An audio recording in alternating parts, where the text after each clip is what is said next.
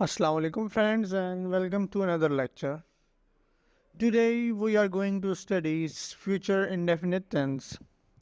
लेकिन लेक्चर शुरू करने से पहले अगर आपने मेरा चैनल सब्सक्राइब नहीं किया तो वो सब्सक्राइब कर लें। तो चलें पढ़ते हैं future indefinite tense. It is also known as future simple tense.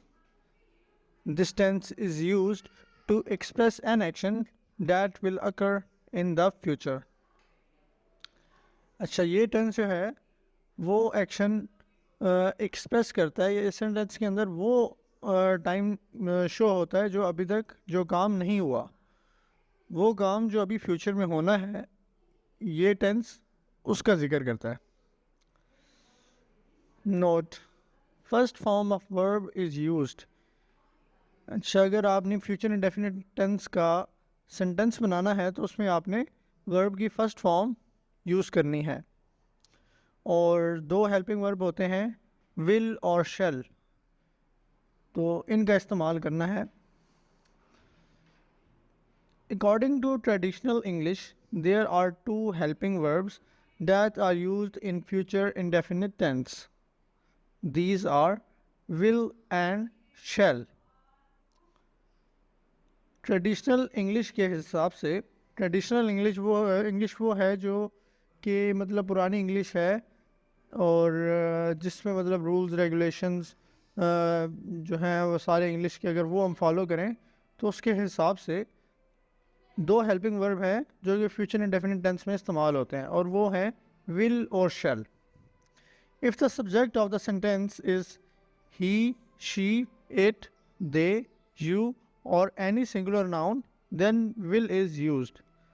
अगर सेंटेंस के अंदर जो सब्जेक्ट है वो he, she, it, they, you या कोई भी सिंगुलर नाउन होता है, सिंगुलर नाउन से मुराद मतलब कोई किसी बंदे का नाम हो गया, अली हो गया, अहमद हो गया, और भी सिंगुलर नाउन है, तो हमने विल इस्तेमाल करना है.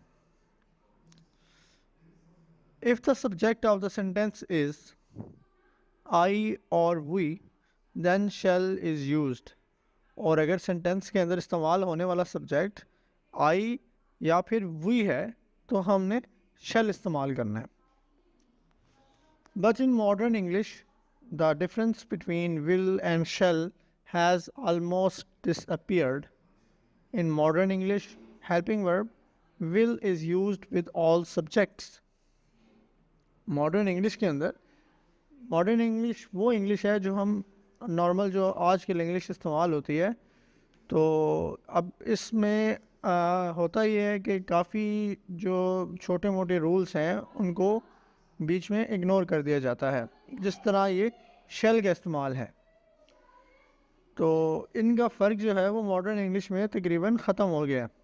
मॉडर्न इंग्लिश में हम हर सब्जेक्ट के साथ विल इस्तेमाल करते हैं. In positive sentences the structure would be subject plus helping verb plus first form of verb plus object. मिसाल के तौर पर एक हम सेंटेंस लेते हैं, तो Ali will go to school. अब इसके अंदर अली जो है वो सब्जेक्ट है, हेल्पिंग वर्ब हमने विल इस्तेमाल किया और फर्स्ट फॉर्म ऑफ वर्ब गो इस्तेमाल हुई और ऑब्जेक्ट जो है वो स्कूल है.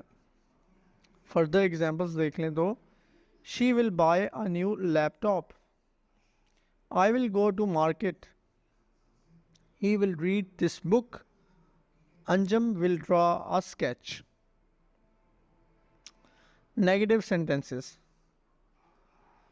In negative sentences, not is added after will. Negative sentences के अंदर जो हमारा helping verb will होता है उसके बाद हमने not इस्तेमाल करना है. इसका स्ट्रक्चर कुछ यूँ है, subject plus helping verb plus not plus main verb plus object. मिसाल के तौर पर एक जुमला है, Talha will not go to school. इस सेंटेंस के अंदर तलहा सब्जेक्ट है, हेल्पिंग वर्ब विल है, नॉट हमने उसी तरह मतलब नॉट यूज़ हुआ और मेन वर्ब हमने गो इस्तेमाल किया और ऑब्जेक्ट जो है वो स्कूल है। तो नेगेटिव सेंटेंस बनाना भी कोई मसला नहीं है, आसान है। अच्छा, इसकी फर्दर एग्जांपल देख लें तो Ali will not sing a song, he will not help you, we will not waste our time. Short form of will not is want. Therefore, negative sentences can also be written with want instead of will not. ये एक चीज़ जहन में रखें कि will not की short form want होती है। तो अगर आप कहीं will not लिखना चाहते हैं तो अगर उसकी जगह आप want लिख दें तो ये गलत नहीं होगा।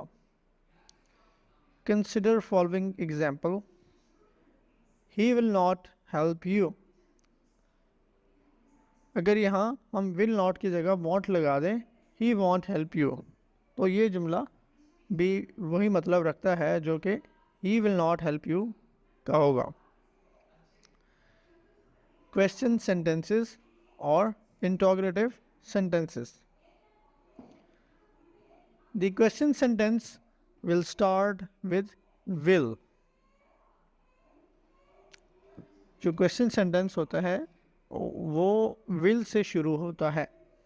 Structure helping verb plus subject plus first form of verb plus object.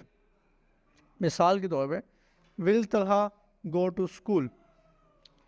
अब हेल्पिंग वर्ब शुरू में आ जाएगा तो सब्जेक्ट से पहले हम विल लगाएंगे, विल, फिर सब्जेक्ट आएगा तलहा, फिर आएगा फर्स्ट फॉर्म ऑफ वर्ब, गो हमने लगा लिया, और फिर आएगा ऑब्जेक्ट जो कि स्कूल है। तो ये हमारा बन गया क्वेश्चन सेंटेंस। इसके फर्दर एग्जांपल्स देख लेते हैं।